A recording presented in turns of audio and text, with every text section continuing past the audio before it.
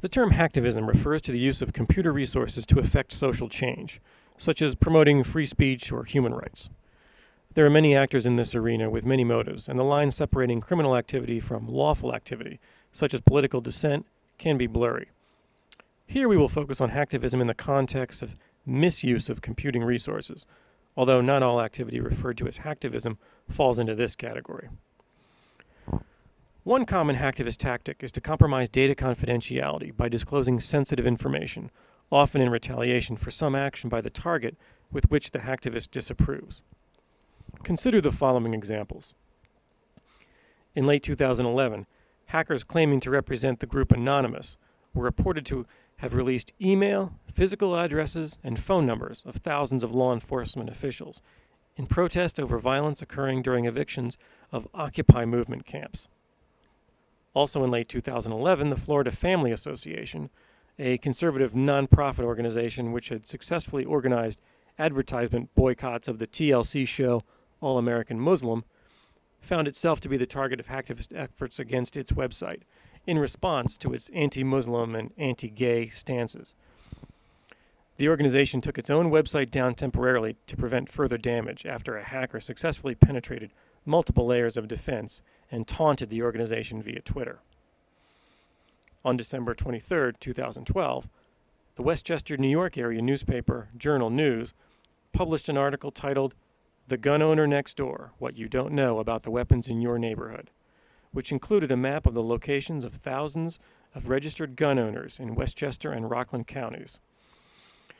Also released were the names and addresses of the gun owners, information obtained via Freedom of Information laws.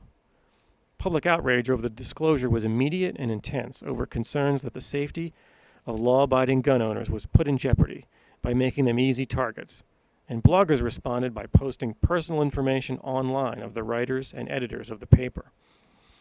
By early January, various news and blog sources were reporting a hack against the newspaper had successfully resulted in the theft of the paper's subscriber database, a list which, as of late 2013, is still available on the Pirate Bay. Hacktivist attacks against data availability typically involve DDoS attacks, as these can be readily carried out via existing botnets.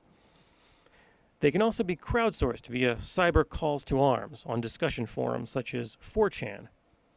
Volunteers wishing to participate in such attacks can do so using the fancifully named Low Orbit Ion Cannon, or LOIC, DDoS tool, using their home computers.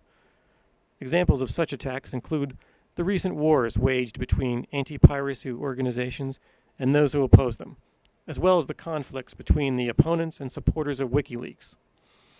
In 2010, Aplex Software, an anti-piracy organization which had DDoSed torrent sites refusing to comply with takedown orders, found itself to be a DDoS target, along with the MPAA and other related organizations, as part of the anonymous organization's Operation Payback. Attacks between pro-copyright and pro-piracy proponents continued through the fall of that year, attacks which included website defacements of pro-copyright websites, featuring redirects to the Pirate Bay.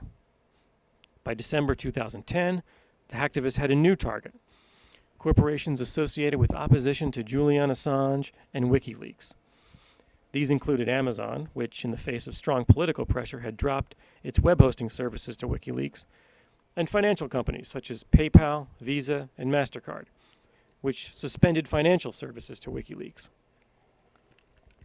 The following year, PBS found itself the target of hacktivist attacks over WikiLeaks, in this case due to a documentary that was criticized by WikiLeaks supporters. The hacker group LulzSec attacked PBS by stealing and publishing thousands of user passwords and planted a fake news story on a PBS blog, claiming that dead rapper Tupac Shakur had been discovered alive in New Zealand. An interesting twist on this issue of availability occurred on January 18, 2012, in the form of massive internet protests in response to proposed anti-piracy legislation in the United States. Concern over potential harm to freedom of speech resulting from the legislation, known as the Stop Online Piracy Act, or SOPA, motivated many internet organizations, including Wikipedia, Google, Mozilla, and many others, to black out their web services for 24 hours, with websites instead providing information on the proposed legislation and means for users to contact their legislative representatives. We may have little sympathy for some targets of cyber hacktivism, such as the Westboro Baptist Church, whose plans to picket Sandy Hook Elementary School with their inflammatory message resulted in a declaration of war and subsequent attacks by Anonymous. In some cases, we may even applaud hacktivist efforts, such as the vigilante actions against carding websites of a group known as the Happy Ninjas. However, it is important to bear in mind that this mentality of disapproval entails right to attack puts us all at risk. Clearly, any organization can make itself a target of cyber attack simply by taking a stand on a divisive social issue. Many individuals and groups have the opportunity and means to successfully compromise a particular target, perhaps your organization. They only need to be provided with the right motivation.